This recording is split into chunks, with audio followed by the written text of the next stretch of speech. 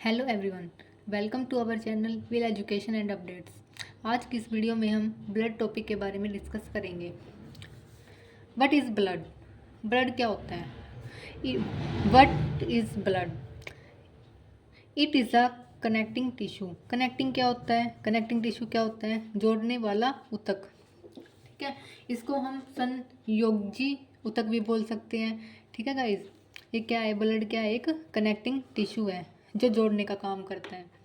Blood क्या है? Blood is of two types. Blood कितने टाइप्स के होते हैं? अगर ये क्वेश्चन पूछा जाए कि ब्लड कितने टाइप्स के होते हैं, तो ब्लड्स होते हैं टू टाइप्स के। नंबर 1 कौन सा है? प्लाज्मा। नंबर 2 क्या है? कोरप्सल्स। ठीक है, अगर हम बात करें प्लाज्मा, प्लाज्मा के अंदर कितने परसेंट ब्लड प्रेजेंट होता है? तो 55%। और कोरप्सल्स के अंदर कितने परसेंट प्रेजेंट होता है ब्लड? 45%। अब हम one one by one discuss करेंगे कि प्लाज्मा क्या होता है, कोरप्सल्स क्या होता है। ठीक है, सबसे पहले हम बात करते हैं प्लाज्मा। प्लाज्मा के अंदर 55% ब्लड प्रेजेंट होता है और इसके अंदर 90 to 95% वाटर प्रेजेंट होता है। ठीक है, और अगर हम बात करें कि 1 लीटर ब्लड के अंदर कितने ml वाटर प्रेजेंट होता है, 1 लीटर ब्लड के अंदर 540 ml ब्लड वाटर प्रेजेंट होता है। ये क्वेश्चन भी आ सकता है एग्जाम के अंदर। ठीक है, और अगर बात करें कि कितने परसेंट प्रोटीन होते हैं प्लाज्मा के अंदर, तो 5% प्रोटीन होते हैं। अगर पूछा जाए कि कौन से प्रोटीन होते हैं, उस प्रोटीन का क्या नाम है? उसका नाम है फाइब्रिनोजिन प्रोटीन। और ये क्या करता है fibrinogen protein? Help in blood clotting. ये रक्त का जो धक्का होता है ना, उसको जमाने में हेल्प करता है। ठीक है, उसके बाद ये पूछा जाए कि प्लाज्मा के अंदर कौन कौन से मिनरल्स होते हैं, तो कौन कौन से हैं? साल्ट, प्रोटीन, वाटर, ये सब इसके अंदर मिनरल्स होते हैं।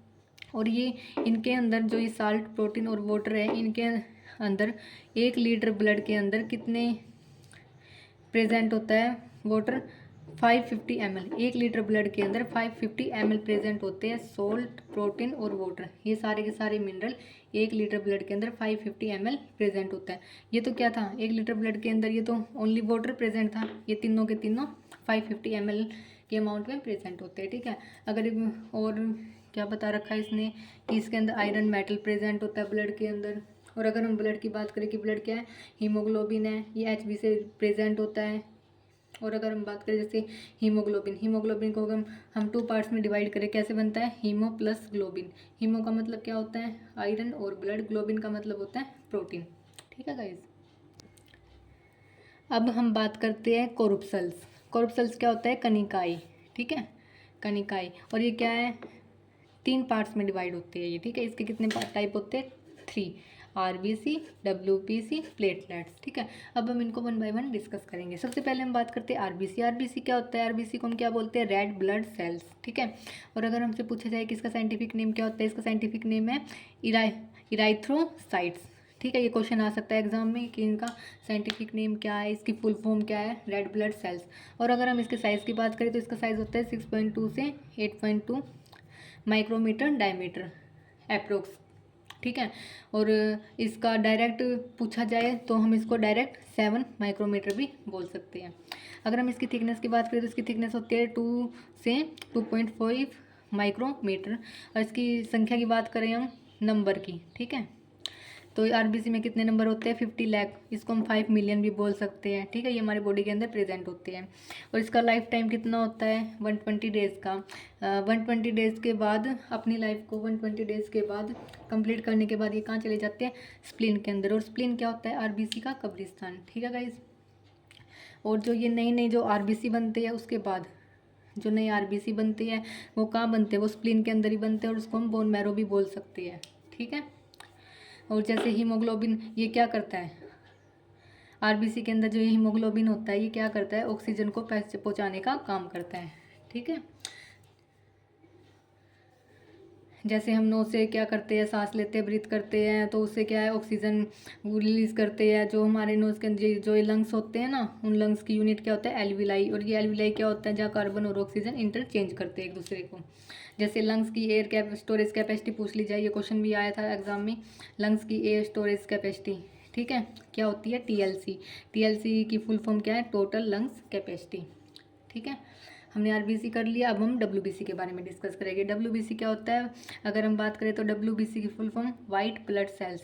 ये रोगों से लड़ने में हमारी हेल्प करता है। इसमें ओनली 1% ऑफ टोटल ब्लड, ठीक है, इसके अंदर बस 1% ही ब्लड होता है।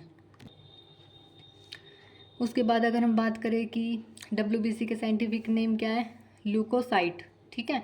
और अगर हम इसके साइज़ की बात करें तो इसका साइज़ है 7 से 18 माइक्रोमीटर। इसकी क्वांटिटी की अगर हम बात करें तो इसकी क्वांटिटी है 10 to 12,000। इसका लाइफ स्पैन कितना है, 2 से 4 डेज़। और RBC का लाइफ स्पैन कितना था, 120 डेज़। WBC का कितना है, 2 से 4 डेज़। और ये 5 टाइप के होते हैं, न्यूट्रोफिल्स, इसाइनोफिल्स, बेसोफिल्स, लिम्फोसाइट्स, मोनोसाइट। अब इनको 1 बाय 1 करके हम डिस्कस करेंगे। सबसे पहले हम बात करते हैं न्यूट्रोफिल्स। न्यूट्रोफिल्स क्या होता है, इसके अंदर क्या है, ये WBC का 60 से 70% पार्ट होता है WBC का। और ये क्या करता है, हार्मफुल बैक्टीरिया को डिस्ट्रॉय कर देता है। उसके बाद हम सेकेंड बात करते हैं इसाइनोफिल्स की। इसके अंदर WBC का ही 2 से 4% ही पार्ट होता है। और ये जो एलर्जी होती है, जो हमारी बॉडी में जो एलर्जी रिएक्शन कर जाती है, ठीक है, उनको एंड करने में ये हमारी हेल्प करता है। उसके बाद थर्ड क्या है, बेसोफिल्स। ये क्या है, लेस देन 1%, ये हमारी बॉडी में लेस देन 1% ही होता है। और ये क्या करता है, for curing breathing related problem, जो ब्रीथिंग सांस से रिलेटेड जो प्रॉब्लम होती है उसमें भी हमारी हेल्प करता है। फोर्थ पॉइंट क्या है, लिम्फोसाइट। ये क्या करता है, लिम्फोसाइट्स कौन कौन से होते हैं, लिम्फोसाइट्स 2 होती है, एक तो बी सेल, लिम्फोसाइट्स को हम बी सेल भी बोल सकते हैं, T सेल भी बोल सकते हैं। और ये हमारा 20 से 25% पार्ट होता है हमारी बॉडी के अंदर। और ये मोस्ट इंपॉर्टेंट सेल है WBC का, ठीक है गाइस। लिम्फोसाइट क्या है, मोस्ट इंपॉर्टेंट सेल है। और ये क्या काम करता है, for fighting infectious organism and antigen. ये फाइट करता है किसके लिए, जो हमारी बॉडी के अंदर इन्फेक्टिशियस ऑर्गेनिज्म और एंटीजन्स होते हैं ना, उनके लिए वो फाइट करता है। फिफ्थ पॉइंट क्या है, मोनोसाइट्स। मोनोसाइट्स क्या है, हमारी बॉडी के अंदर 4 से 8% पार्ट होता है इसका हमारी बॉडी के अंदर। और ये क्या करता है, for giving help to the damaged और वीक सेल, ठीक है, जो डैमेज्ड और वीक सेल है ना, उनको हेल्प करता है ये। अगर हम थर्ड बात करें, प्लेटलेट्स। प्लेटलेट्स क्या होता है, ठीक है, प्लेटलेट्स आपको पता होगा कि प्लेटलेट्स क्या होता है। साइंटिफिक नेम की अगर हम इसकी बात करें तो ये क्या है, थ्रोम्बोसाइट्स इसका साइंटिफिक नेम है। ये क्वेश्चन आ सकते हैं RBC, WBC और प्लेटलेट्स के साइंटिफिक नेम क्या क्या है, ठीक है गाइज। जैसे अगर हम बात करें, जैसे हमारी बॉडी पे अगर कोई कट लग जाता है या फिर हमारा कोई एक्सीडेंट हो जाता है, जो ब्लड के अंदर जो क्लॉट होता है ना, उसको जमाने में कौन हेल्प करता है, प्लेटलेट्स, ठीक है। उसके बाद अगर हम बात करते हैं प्लेटलेट्स, जैसे कोई भी हम एग्जांपल लेते हैं, जैसे क्रिटिकल स्टेज में प्लेटलेट्स ये डाउन हो जाती है, ठीक है। कौन सी डिजीज़ में डाउन होती है, ये डेंगू डिजीज़ में। डेंगू डिजीज़ में डाउन हो जाती है जब हमारी क्रिटिकल स्टेज आती है। जब क्रिटिकल स्टेज पे जो प्लेटलेट्स डाउन होती है ना, अगर किसी भी मनुष्य की प्लेटलेट्स अगर 8,000 से नीचे चली जाती है ना, तो उस व्यक्ति की मौत होना 100% उसके चांस होते हैं मौत होने के, ठीक है, अगर किसी की प्लेटलेट्स 8,000 से नीचे चली जाती है तो। और ये किस केस में होता है, अगर डिजीज़ के बारे में पूछा जाए तो कौन सी डिजीज़ में होता है, ये डेंगू डिजीज़ में, ठीक है गाइज। आज हम इतना ही करेंगे, हमने ब्लड के बारे में डिस्कस कर लिया। नेक्स्ट वीडियो में हम नेक्स्ट टॉपिक को लेके आएंगे। Thank you.